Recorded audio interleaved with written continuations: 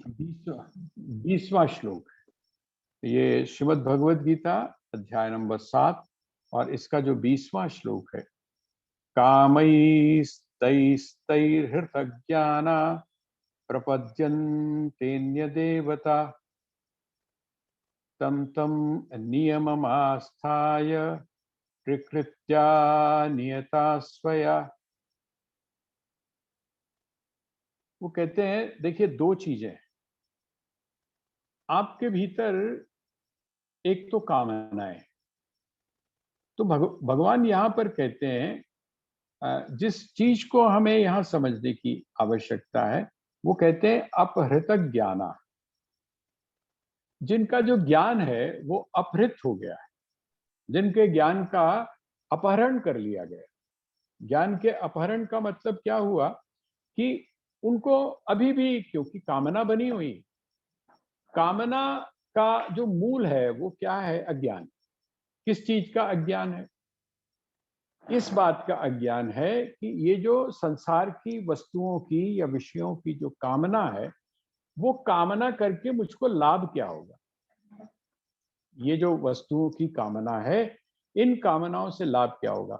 इसको हम थोड़ा सा दूसरे एंगल से देखते हैं। जिस समय हमने कर्म के सिद्धांत का प्रतिपादन किया था, कर्म के सिद्धांत का, तो वहां हमने ये देखा था कि एक तो संचित कर्म है, अगर आपके पास नोट होगा, एक संचित कर्म है, एक क्रियमाण कर्म है और एक प्रारब्ध कर्म।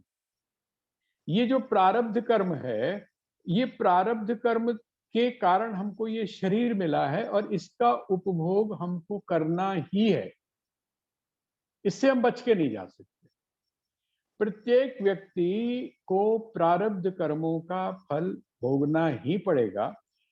वो यहां तक कहा जाता है कर्मों के बारे में। आप आज मैं सुबह ऐसे ही बैठा हुआ सोच रहा था, स्वामी अमरमुनि जी महाराज कहा करते थे कि बाली को मारा, भगवान ने बाली को मारा।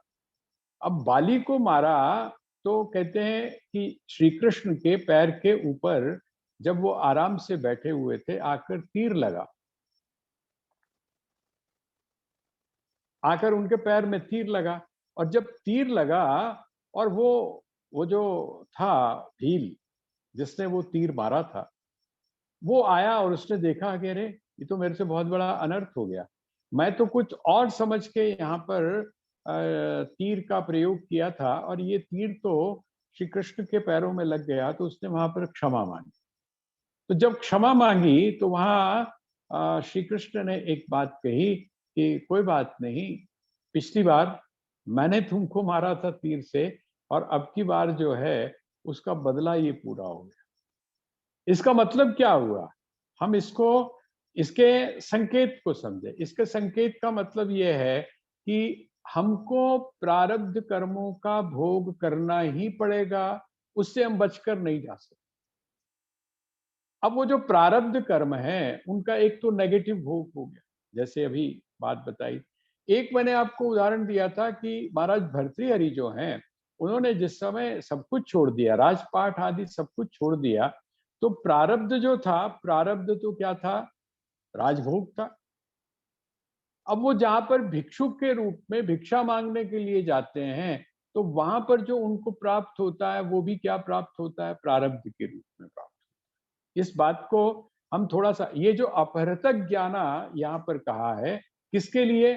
कहते हैं जो व्यक्ति कामनाओं को लेकर देवताओं की आराधना कर रहा है, अपहृतक ज्ञाना, इसका मतलब उसका जो ज्ञान है वो अपहृत कर लिया गया है। क्यों? क्योंकि कर्म के सिद्धांत को शायद वो पूरी तरह से नहीं समझा। ऐसे ही मैंने आपको एक और उदाहरण दिया था, जो अक्सर एक एक दोहा हम लोगों को बोला जाता है कि अजगर करे ना चाकरी और पंछी करे ना काम, दास मलूका कह गए सबके दाता राम।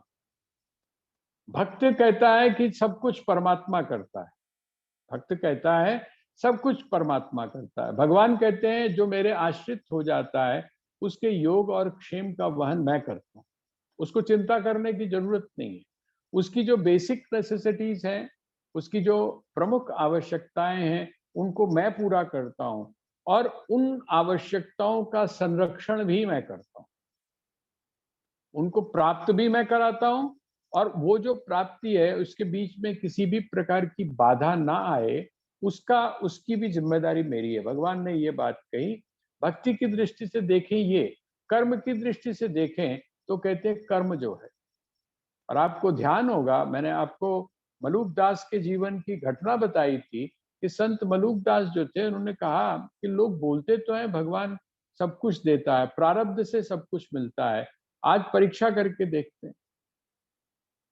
अगर आपको वो प्रसंग ध्यान आ गया हो, आज हम परीक्षा करके देखते हैं। क्या परीक्षा की? उन्होंने कहा नीचे में रहूंगा तो शायद हो सकता है कोई आके बोले बाबा जी आज मेरे यहाँ भोजन कर लीजिए।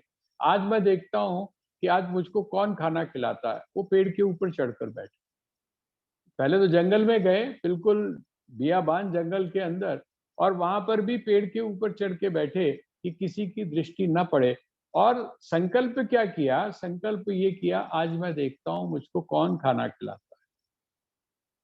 कहते हैं कि कोई भूखा नहीं रहता। आज मैं देखता हूँ जिसको आप ईश्वर बोलते हैं, जिसको आप प्रारब्ध बोलते हैं, उसके कारण मुझे खाना मिलता है कि नहीं मिलता। और बैठ गए। और जब बैठ गए तो इतने में वहां दो मुसाफिर थे, वो कहीं व्यापार करने गए होंगे, उस मार्ग से गुजर रहे थे। और वो जो उन्होंने उसी वृक्ष के नीचे जिसके ऊपर संत मलूक दास जी बैठे हुए थे ऊपर, उसी के नीचे बैठ के उन्होंने कहा भाई अल्पाहार यहाँ कर लेते हैं। तो उन्होंने अपना टिफिन बॉक्स जो है वो खोला, और टिफिन बॉक्स खोल के और अपना वहां पर खाने पीने का सामान निकाला। लेकिन खाने पीने का जब सामान निकाल के अभी वो खाने ही वाले थे, अभी और उन्होंने मुंह में नहीं डाला था, कहते इतने में उनको घोड़ों की टापों की आवाज सुनाई दी।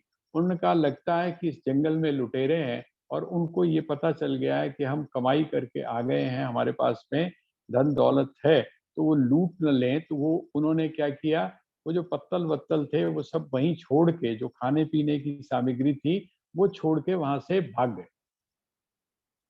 डाकू जो है वो ढूंढते ढूंढते वहां आए और उन्होंने देखा कि अरे यहाँ तो पत्तल पड़ा हुआ है, इसका मतलब वो कहीं आसपास ही छुपे हुए।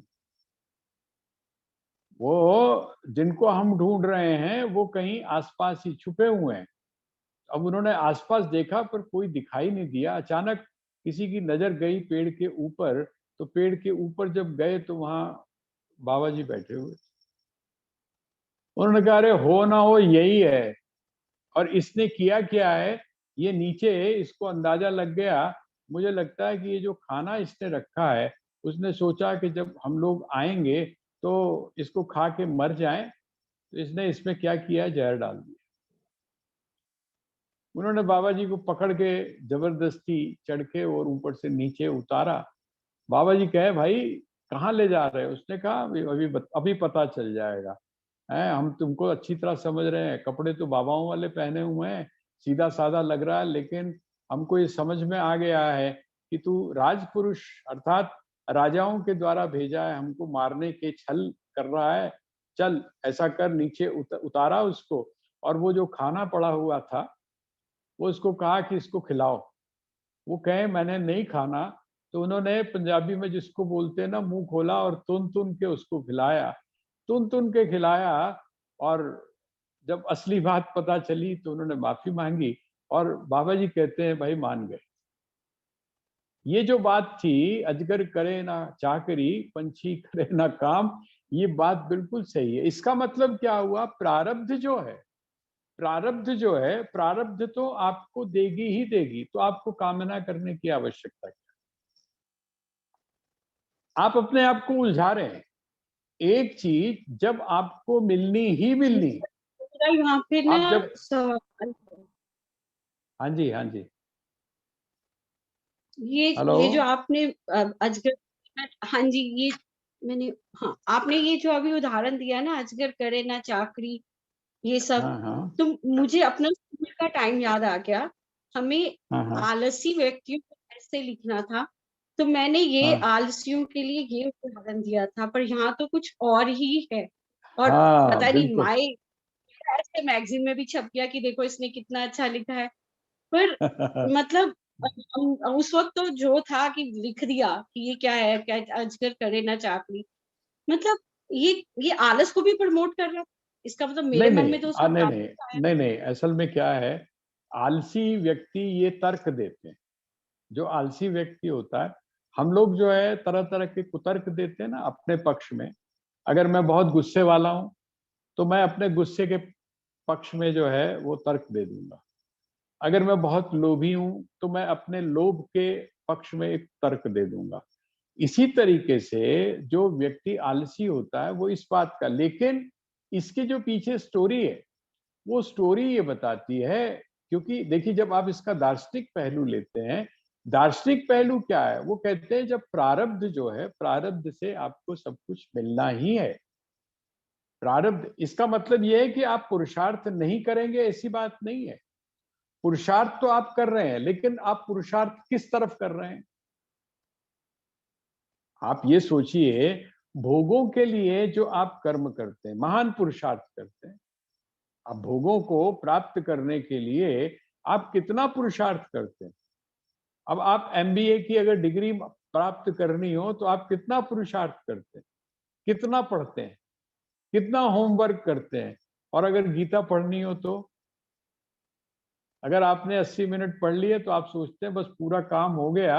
अब इसके बाद में अगर होमवर्क बताया भी जाता है तो करो ना करो कोई फर्क नहीं पड़ता, ठीक है ना।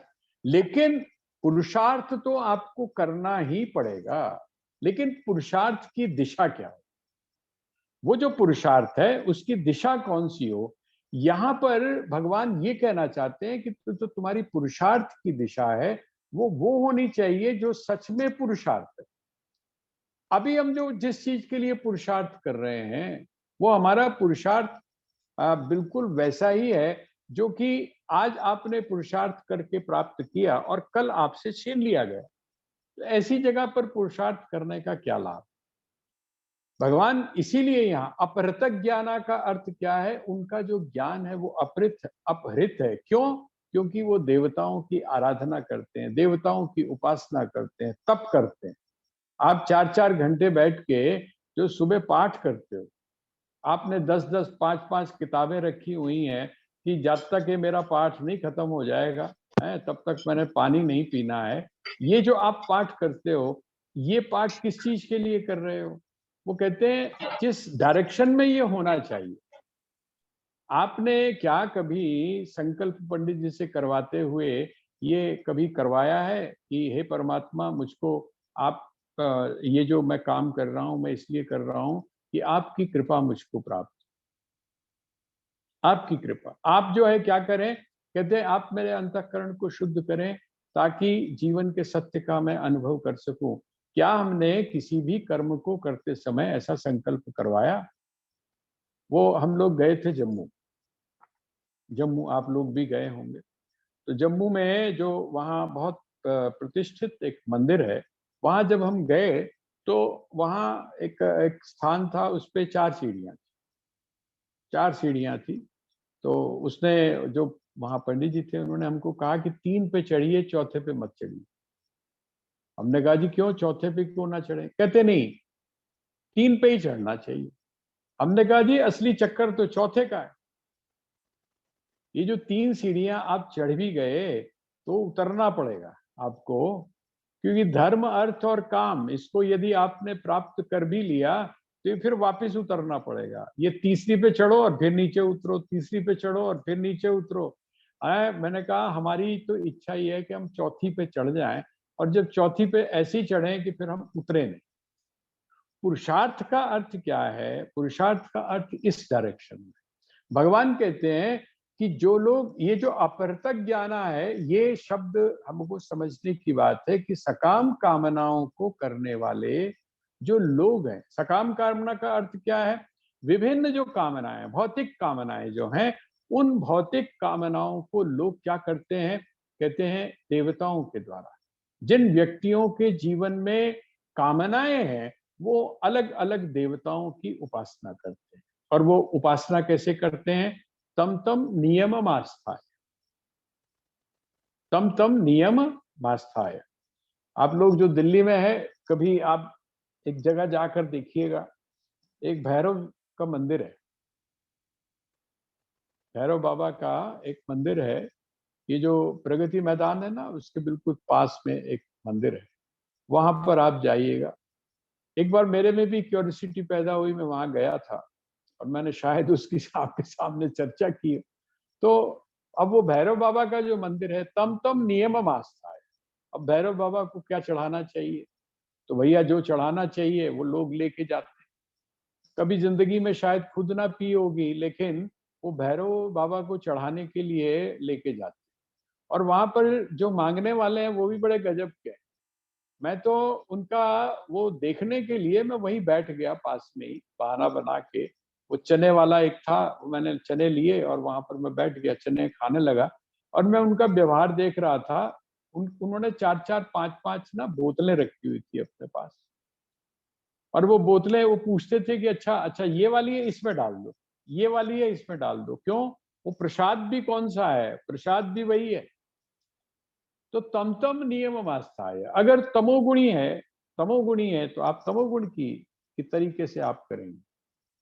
ठीक है। पंजाबियों में एक एक हवन होता है, कौड़ा हवन जिन्हें बोलते हैं, कौड़ा हवन। वैसे हवन के अंदर आप नमक नहीं डालते, आप मिर्च नहीं डालते। कहते ने अगर घर में कुछ होया है मिर्च पाओ तो वो मिर्च जो है लगती नहीं है नाक। पता नहीं है, भगवान जाने, मैंने तो कभी ऐसा प्रयोग नहीं किया। लेकिन मैं ये कहना चाहता हूं, यहाँ पर भगवान क्या कह रहे हैं, तम तम नियम आस्था। जिस देवता को प्रसन्न करने का जो जो नियम है, उस नियम का हम पालन करते हैं। उस और कहते हैं किसके अनुसार? अच्छा, देवता की भी तरफ जो आकृष्ट होता है, देवता की तरफ भी जो आकृष्ट होता है। एक चीज मैं आपको और थोड़ी सी एक संकेत करना चाहता हूं। एक ही जो देवता है, एक ही देवता की उपासना आप अलग अलग वस्तुओं के लिए भी कर सकते हैं।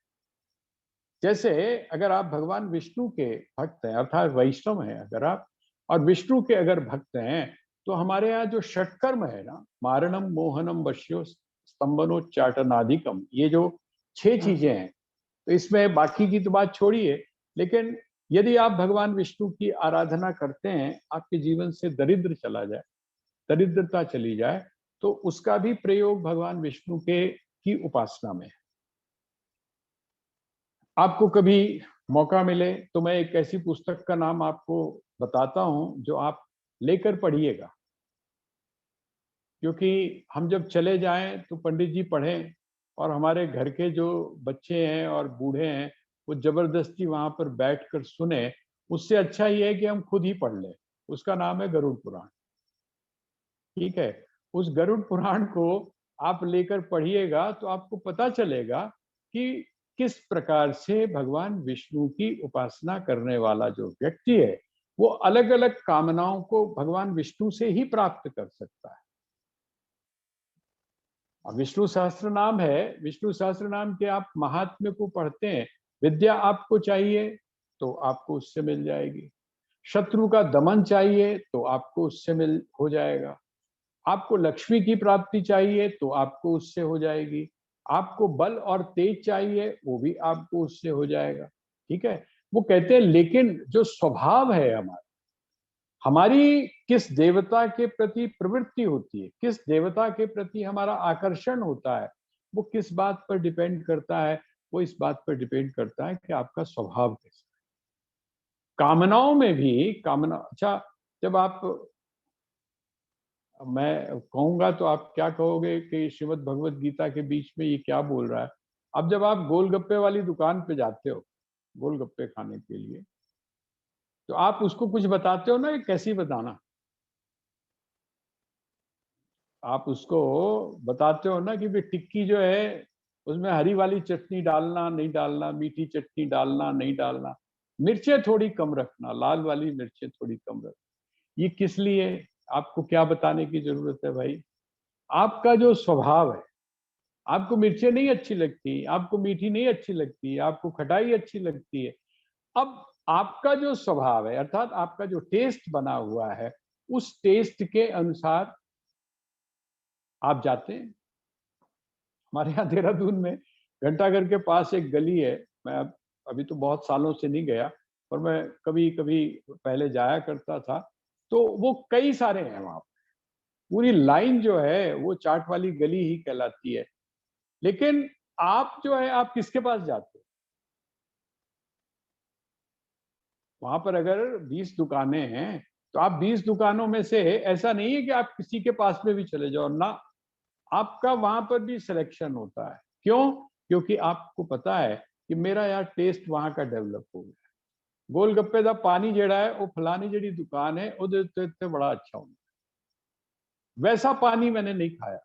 वैसे छोले जो है वो कहीं, ये क्या चीज है? आपका जो टेस्ट डेवलप, आपका जो स्वभाव है, आपका स्वभाव उसी प्रकार के जो देवता हैं उनकी तरफ आकृष्ट होता है। आपका स्वभाव जो है उसी प्रकार के लोगों के प्रति आकृष्ट होता है। बड़ा सहज है, बड़ा स्वाभाविक है। आपकी दोस्ती किसके साथ होती है? जिसका स्वभाव आपके साथ मिलता हो।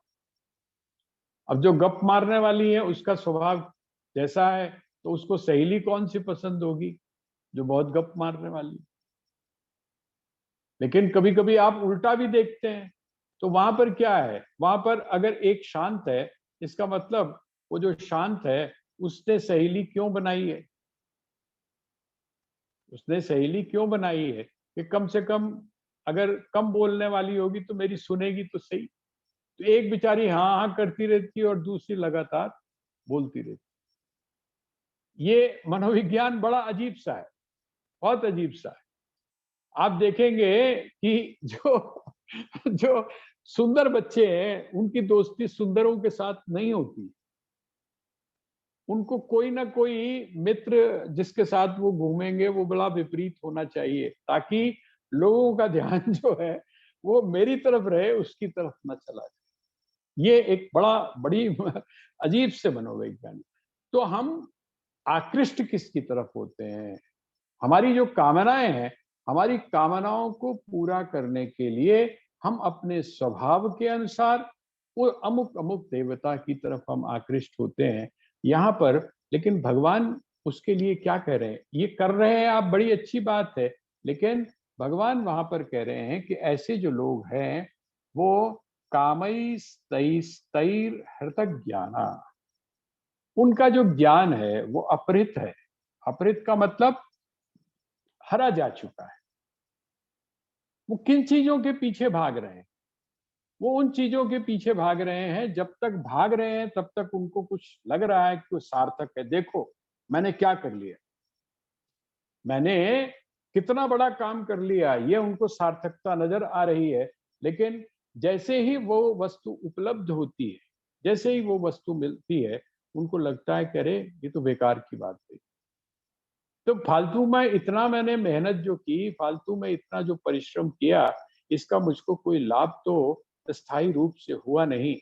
ये जो एक दृष्टि है, इसको उन्होंने यहाँ पर कहा। तो ये 20 नंबर है। कामैस्तैस्तैहृतज्ञाना प्रपद्यन्तेऽन्य देवता तम तम नियममास्थाय प्रकृत्या नियता स्वया। ये 20 श्लोक, 20वां जो श्लोक है, इसके साथ में आप 21वें जो श्लोक है उनका, उसको भी आप जोड़ लीजिए। 21वां श्लोक कौन सा है?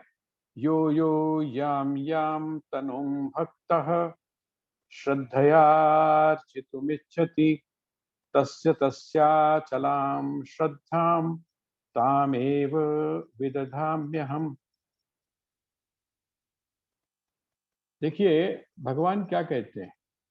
भगवान कहते हैं कि जिस व्यक्ति की श्रद्धा जिस देवता के प्रति होती है, देखिए कामना एक अलग चीज है, लेकिन अगर आप निष्काम भाव से भी उस देवता की उपासना कर रहे हैं, जैसे मैंने आपको उदाहरण दिया कि हम लोगों के यहाँ जिस समय यज्ञोपवीत संस्कार होता था, तो हमको गायत्री का अनुष्ठान करने की बात की जाती थी कि आप गायत्री मंत्र का आप जप करिए।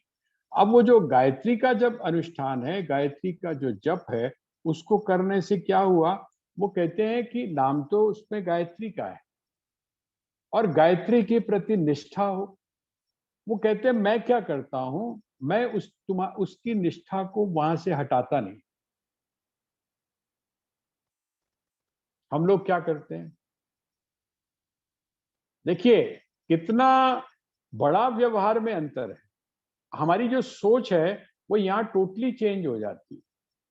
और जिस समय आप स्वामी राम के चिंतन को आप पढ़ेंगे, मैंने आपसे निवेदन किया था कि नारायण स्वामी ने जो स्वामी जी के जीवन के ऊपर लिखा है और पूरन जी के ने जो लिखा है, उसको आप दोनों को पढ़िए, बड़ी गंभीरता से पढ़िए। हमारी एक बहन है, उनके पैर में चोट आई हुई है आजकल, तो आज सुबह सुबह उनसे फोन पे बात हुई, तो मुझे कह रही है कि मैं तो बड़ी बिल्कुल असहाय सी हो गई हूँ, है ना, उठ नहीं सकती, बैठ नहीं सकती। अब इतने दिनों से क्योंकि बैठी हुई हैं, खड़ी होती हैं तो चक्कर आते हैं। मैंने कहा कि आप ऐसा करो, थोड़ा थोड़ा अब घूमना उन्होंने शुरू किया। मैंने कहा एक आप काम करो, मैंने अपने जीवन का अनुभव बताया उनको कि मैं जिस समय शायद शास्त्री में था, शास्त्री मतलब ग्रेजुएशन, ग्रेजुएशन में था, तो अचानक ही मुझे सर्द गर्म हो गया बहुत जबरदस्त, और इतना भयंकर हुआ कि बिल्कुल गड़बड़ा गया था मामला। तो एक हमारा मित्र जो था वो हमको आर के मिशन जो यहाँ है हरिद्वार में कनखल में, वहाँ एडमिट करवा दिया। उसने एडमिट करवा दिया, डॉक्टर बड़े अच्छे थे, उन्होंने चलो ठीक ठाक हमारा इलाज कर दिया। और इलाज करने के बाद में लेकिन उन्होंने कहा कि आपको रहना यहीं पड़ेगा, तो 2 महीने मैं वहाँ हॉस्पिटल में गया। तो वो वहां पर जो एक हॉस्पिटल का अनुभव था वो अपने आप में बड़ा गजब का था। जो लोगों का व्यवहार था, जो बच्चों का व्यवहार था, मन के अंदर पैदा वहां पर जाकर अनुभव हुआ कि अरे कमाल की बात है, जो माता पिता हमको पैदा करते हैं उनके साथ में हम किस तरह का व्यवहार करते हैं। ये सारी फीलिंग्स वहां पर मैंने, क्योंकि बड़े लंबे टाइम तक रहा। आप तो जिस समय किसी भी आप हॉस्पिटल में पहुंचते हैं, आधे घंटे पौने घंटे में आपका जो है मन विचलित होने लगता है पेशेंट्स को देख के। लेकिन मैं तो वहाँ एक ब्रह्मचारी थे, उनको मैंने कहा मैं स्वामी विवेकानंद का साहित्य पढ़ना चाहता हूँ। तो उन्होंने कहा कोई बात नहीं, मैं ला दूंगा। लेकिन डॉक्टर ने मुझको कहा हुआ था कि आपको ज्यादा पढ़ना नहीं। तो वो मुझे पुस्तक ला के दे देते थे, और मैं जो पुस्तक थी वो पढ़ के, और मैं एक जगह हमने बनाई हुई थी, मैं या तो उन्हीं को ब्रह्मचारी को दे देता था, वो छुपा देते थे। और फिर जिस समय उनको होता था कि अब डॉक्टर ने आना नहीं है, तो हम अपना बैठ के पढ़ते थे या बाहर जाके बैठ के पढ़ते थे। तो मैंने उनको ये बताया, मैंने कहा कि आप ऐसे में स्वामी राम का साहित्य पढ़ो, और जब आप स्वामी राम का साहित्य पढ़ोगे तो ये चीज वहां पर भी बिल्कुल स्पष्ट रूप से कही गई। कौन सी बात, ये जो भगवान यहाँ पर कह रहे हैं, वो कहते हैं कि मैं किसी की श्रद्धा को विचलित नहीं करता हूं। स्वामी जी ने क्या कहा, जिस समय विदेश गए लोगों ने पूछा कि आप क्या जो क्रिश्चियंस हैं उनको हिंदू बनाने के लिए आए हैं?